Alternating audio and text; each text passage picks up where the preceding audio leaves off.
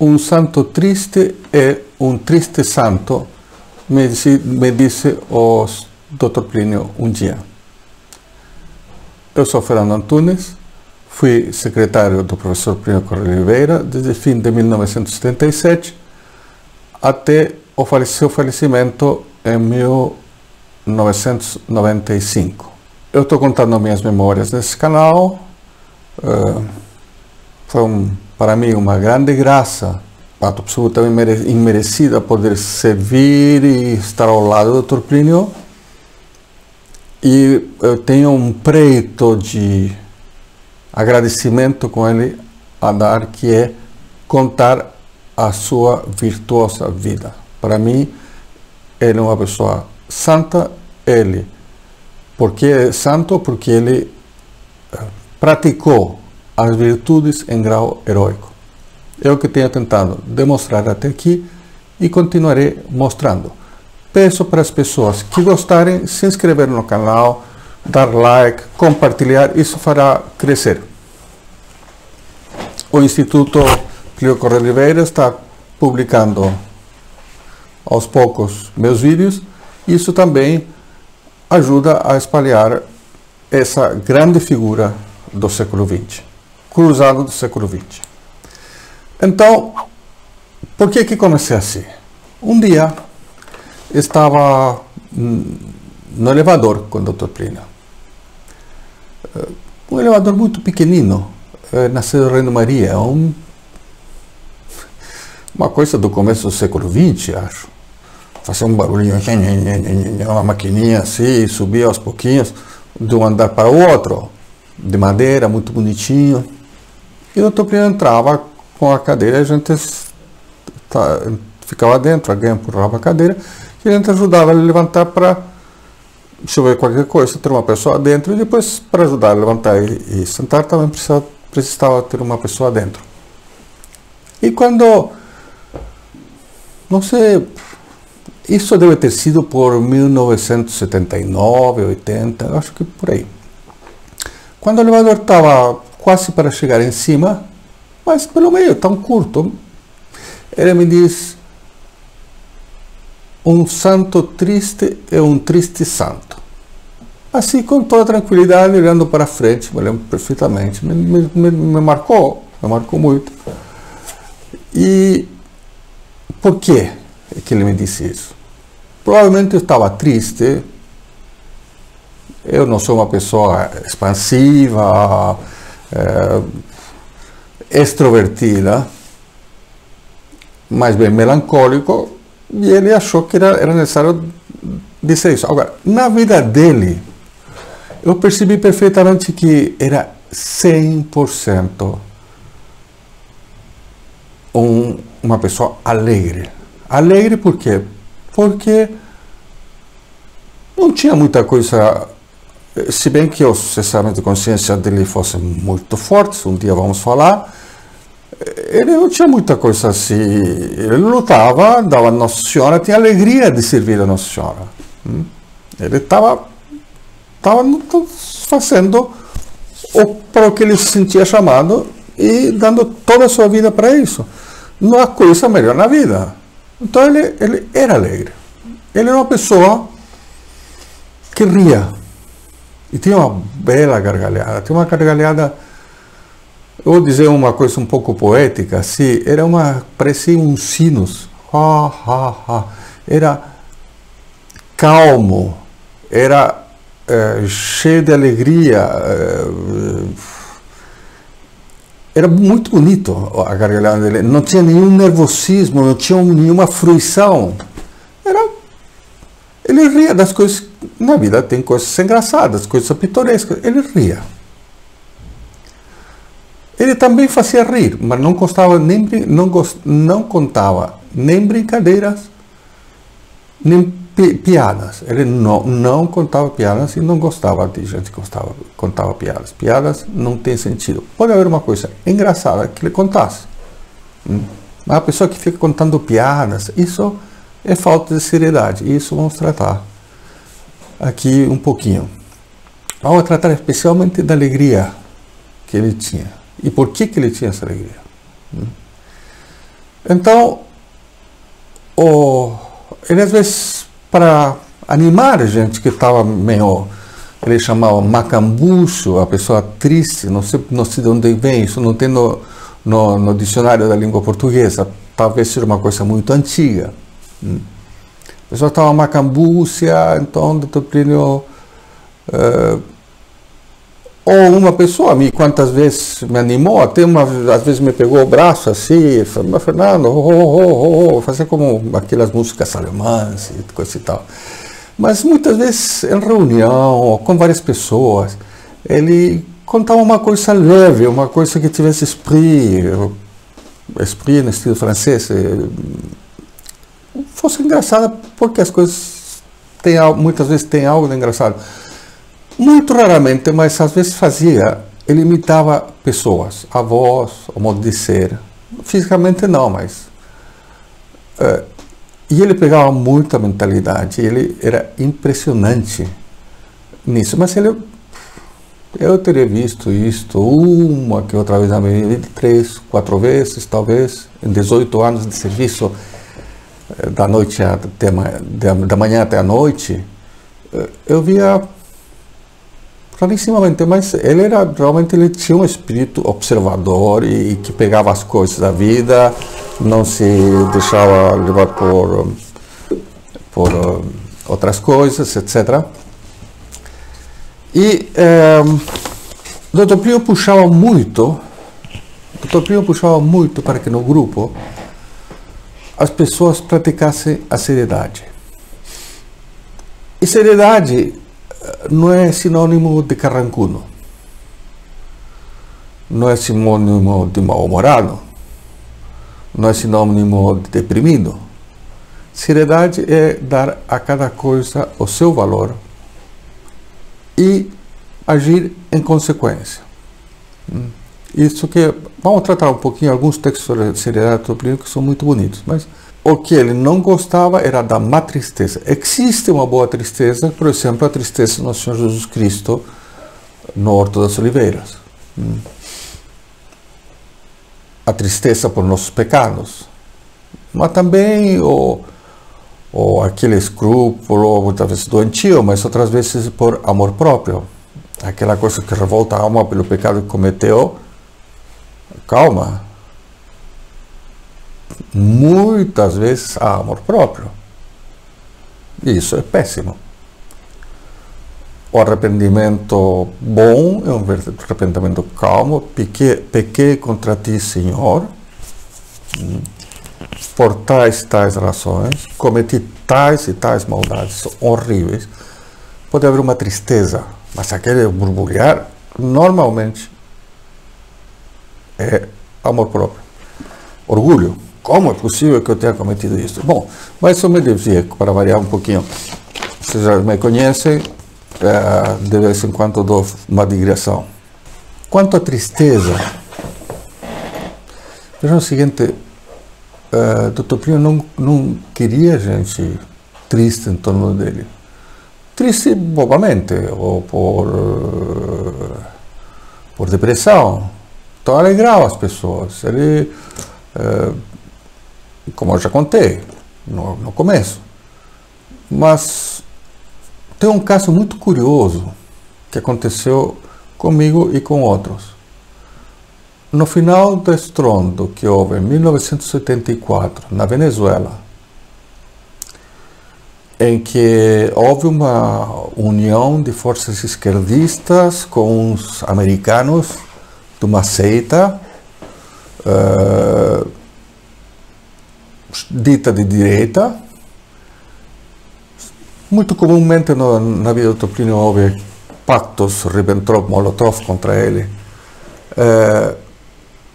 E a TVP, depois de uma batalha de mais um mês em que o Dr. Plínio escrevia respostas para a TVP, mas isso na época não existia codificação, então quando chegava a resposta lá, por escrito, era ditada num gravador, evidentemente do outro lado ouvia, então quando saía a resposta, ao mesmo tempo saíam outras coisas que inventavam mais coisas. Então chegou a ser chamada a seita satânica, e depois de muitos anos, nem sei quantos anos, Até o Chaves falava da TVP e o Maduro.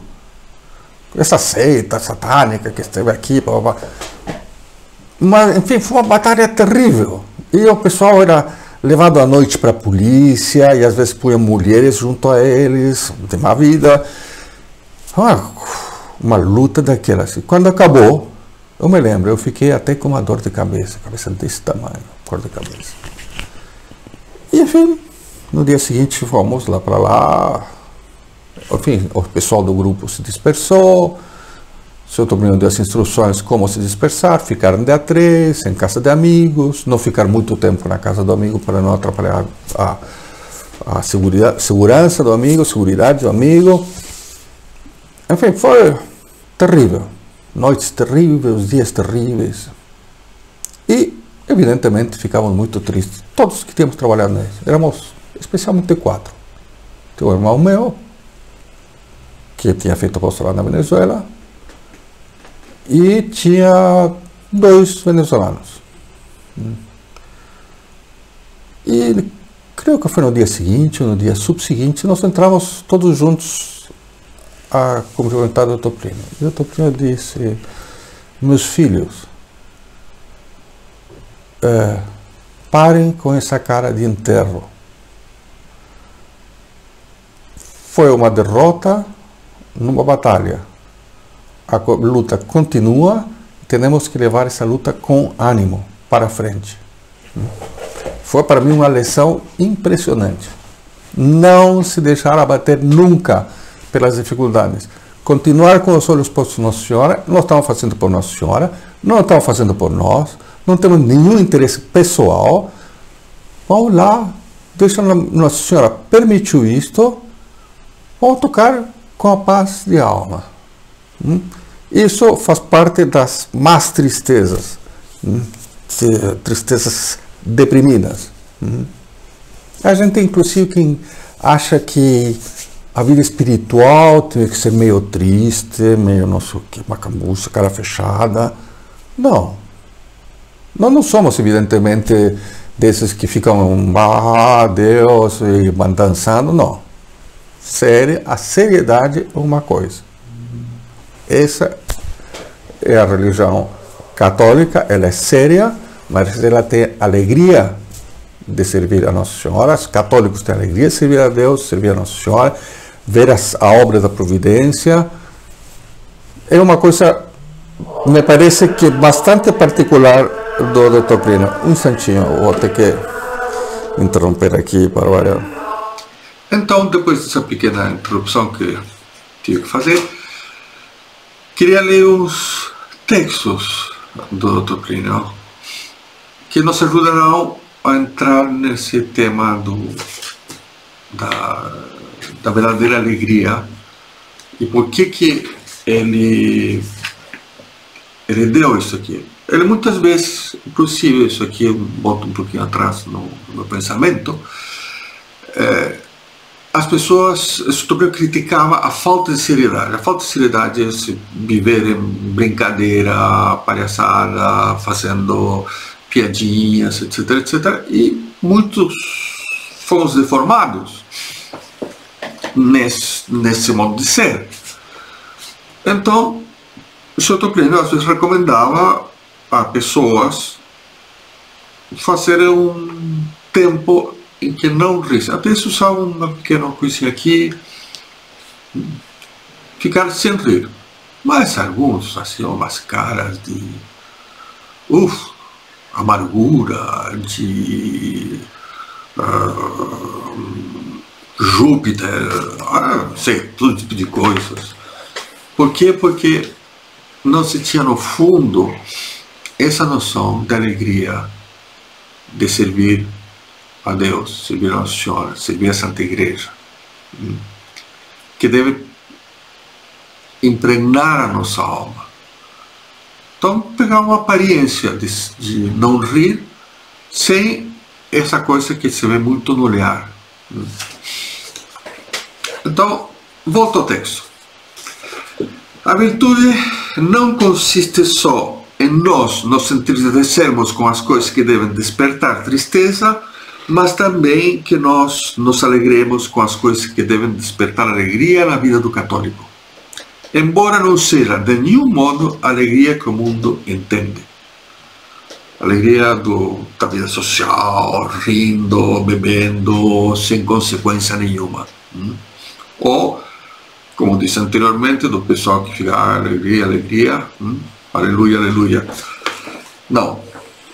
Inclusive a igreja progressista abandonou muito da paixão, que tem uma tristeza não deprimida, tem uma tristeza serena, para a alegria da Páscoa. Eles falam do santo sacrifício da missa, que é a missa, é a renovação incruenta do sacrifício do Calvário. Eles não falam mais disso. Os progressistas, eles falam da Páscoa, é uma celebração da Páscoa, a lembrança da Páscoa, porque é alegria. Enfim. E os pentecostalistas do Espírito. O Espírito começa a falar línguas que nem eles entendem, ninguém entende. Enfim. Não paro de fazer tanto parênteses. Outro texto. Os senhores podem imaginar qual é a alegria de ser criado? Isso aqui já é mais filosófico. Vamos ver por que eu estou dizendo que é mais filosófico. Alegria do ens, ontológica, do fato de ser. Então, imaginar qual é a alegria de ser criado. Adão, no primeiro momento em que ele, boneco de barro, é levado à condição humana em que foi soprada nele a alma por Deus, em que ele conheceu quem ele era, ele viu a Deus e conheceu que ele acabava de sair das mãos de Deus, que ele era uma obra de Deus, que a própria alegria que o homem tem em ser, o que eu falei, o fato de ser. O homem é alegre de ser. A alegria que ele tem de ser é conexa com a alegria de ser criado. Como é verdade que o católico é toda alegria, é natural também que o homem procure essa alegria na vida. Pois se uma porção de coisas nesta vida lhe dão a ideia que ele está como que criando,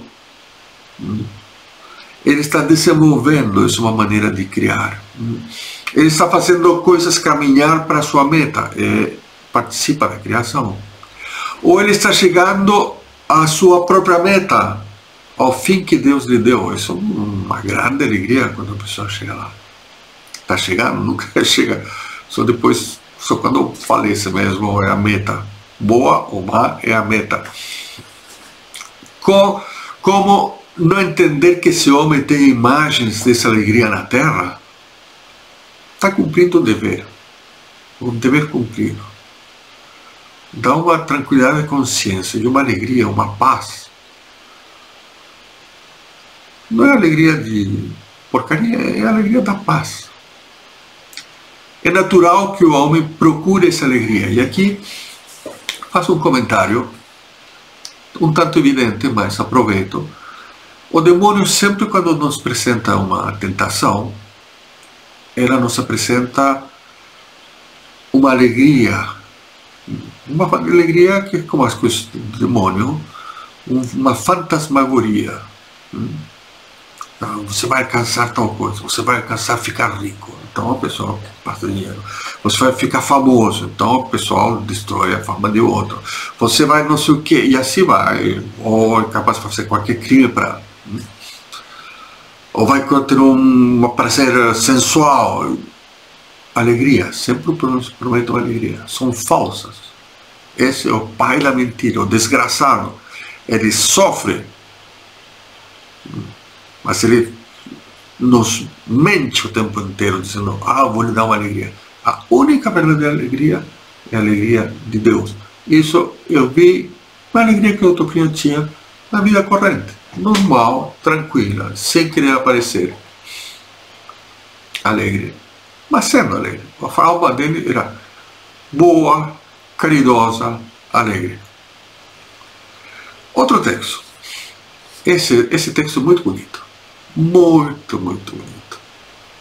Houve alguém que entrou na história quando alguém se põe com maiúsculo. Houve alguém que entrou na história. Quando ele entrou na história, o mundo inteiro era noite. Ele brilhou na história e a alegria de ser bom e de fazer o bem começou a brilhar entre os homens.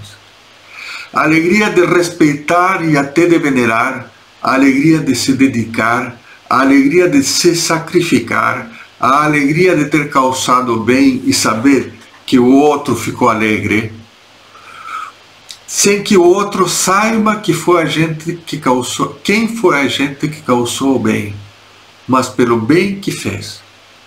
Essa alegria começou a se irradiar na terra. São 4 palavras.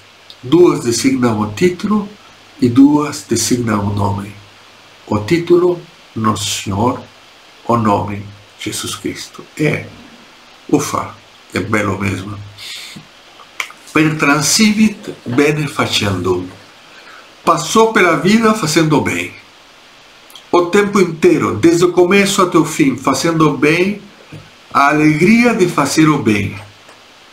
E com o transbordamento, com a abundância que os senhores conhecem, nós conhecemos.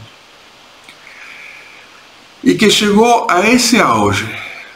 Impressionante o que eu vou mostrar aqui. No Horto das Oliveiras, os senhores sabem como os apóstolos o trataram. Quando ele foi preso, deu ordem aos carrascos: a estes deixai-os ir em paz. Eles fugiram. Não podiam ter fugido e fugiram. O perdão era tal que ele teve só esta expressão: a estes deixai-os ir em paz. Mais nada. Realmente, uma análise das coisas. Você tem muita profundidade, muita união com o Senhor, muito amor para perceber esses detalhes do perdão de Deus no Senhor, ou do agir no Senhor. Isso precisa, para mim, precisa de santidade. Eu não vi coisa igual em outros autores. Já tenho lido bastante, não sou o máximo dos leitores, mas assim tenho percorrido o mundo, coisa assim eu não vi. Enfim. Então, eles dão um conselho. Os senhores querem ter alegria verdadeira na alma?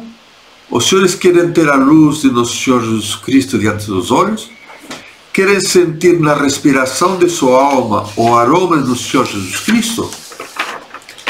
Sacrifiquem-se e tenham a alegria de ver que os outros estão contentes com o sacrifício. Não esperem retribuição. Quem faz bem aos outros por causa da retribuição procura fazer um negócio. Esperem ingratidão, esperem desprezo, esperem maltrato, esperem o resto. Mas digam: eu fiz porque ele ficou um pouco satisfeito. Nosso Senhor e Nossa Senhora foram glorificados nele, porque ele teve um instante de alegria boa. Isto um dia fará bem à alma dele. Eu vou fazer mais, vou continuar. Aliás, tem 2 coisas aqui. Quem faz o bem, não procure esperar retribuição, porque não vai ter. É a lei do mundo com o pecado original e do mundo. É assim mesmo. Eu vi no Dr. Plínio. Ele passou quanto bem fez e como foi tratado. Já tratei isso em outros vídeos. E outra coisa mais. Se tem retribuição nessa terra, diz o Evangelho que já está pago. Então para quê? Melhor até não ter retribuição, não ser reconhecido e até ser maltratado. Pode oferecer isso, não é fácil, mas somando e subtraindo, acho que é bem melhor negócio. E trato ainda de um outro assunto ligado com o assunto com a alegria, que Santo Plínio fala em algumas reuniões, que é a ufania, essa alegria de lutar. Veja o seguinte, o que significa ufania? A ufania é, sem dúvida, e antes de tudo, um sentimento, um estado de alma pelo qual a pessoa tem uma fé que não duvida de nada, um elevo que não tem nenhuma divisão. O cavaleiro andante, quando partia para suas expedições, para fazer a justiça, defender os pobres, defender as viúvas e os órfãos, e fazer reinar a lei de Cristo, ele partia cheio de ufania. Estava cumprindo o dever. Ele tinha chamado para isso, estava fazendo bem. O cruzado, quando partia para a guerra, quando partia para a cruzada, partia cheio de ufania. A ufania de ser cruzado. O verdadeiro cavaleiro medieval não tinha ufania de ser católico porque a profissão de fé fosse um adorno que enfeitasse aos olhos dos outros homens. A ufania cristã, a ufania da cavalaria das cruzadas, essa cavalaria realizava em si aquela lei do amor de que fala Santo Agostinho. Ele levava a ufania tão longe que o homem se ufanava apenas de Deus até o esquecimento de si mesmo, enquanto a falsa ufania, a ufania sem humildade, a ufania orgulhosa, faz com que o homem se ufane de si mesmo a ponto de se esquecer de Deus. Simples, claro, e um grande ensinamento. Finalmente, vou dar um trechinho a respeito da seriedade. Contei que o Dr. Plínio aconselhava as pessoas a não rirem, como um corretivo do assunto da seriedade, da falta de seriedade, da brincadeirada, da piada, da vida dispersa, sem nunca pensar no que devia. Então, aqui vou ler um trechinho. Para acabar também, já fiquei muito longo. A alma católica bem ordenada, em relação a tudo com que ela tem contato, ela procura instintivamente o ponto de seriedade máxima da coisa. Isso é a alma séria. A alma católica procura o ponto de seriedade máxima. Ele vai explicar o que é. Deveria apresentar a seriedade divina, num lampejo tão grande de todas as outras perfeições, mas vivida na seriedade, que a pessoa ficasse inteiramente aconchegada, protegida, orientada, atraída, sustentada pelo espetáculo da seriedade, que ele vai explicar. Porque exatamente essa seriedade, essa sublimidade, o amor de que Deus seja assim e o querer que algo disso apareça no píncaro de toda a criação, desde os anjos até as formigas, isto é precisamente o que a revolução não quer, não suporta, não deseja. Ou seja, que as coisas sejam o que elas são, estejam no lugar que devem estar. Essa visão hierárquica, ele fala desde os anjos até as formigas, em que cada coisa tem seu valor, está numa certa ordem. Isto dá glória a Deus. Isso é a seriedade de Deus que se reflete na criação. Os revolucionários gostam de rir, de brincar continuamente, de não ver este fundo cheio de consequências e de elevação em tudo, e de passar a vida inteira, portanto, no contrário da seriedade. Já falei, festas, bebidas, gargalhadas, coisas sem consequências, piadas, quando não é imoralidade e porcaria. O qual, contrário da seriedade, é, queiram ou não queiram, um relativismo completo. As pessoas que vivem nisso, tudo relativo, a moral relativa. Amores Letícia vai nessa linha. A seriedade é uma virtude que, vista em Deus, nós podemos conceber mais do que vista nos homens.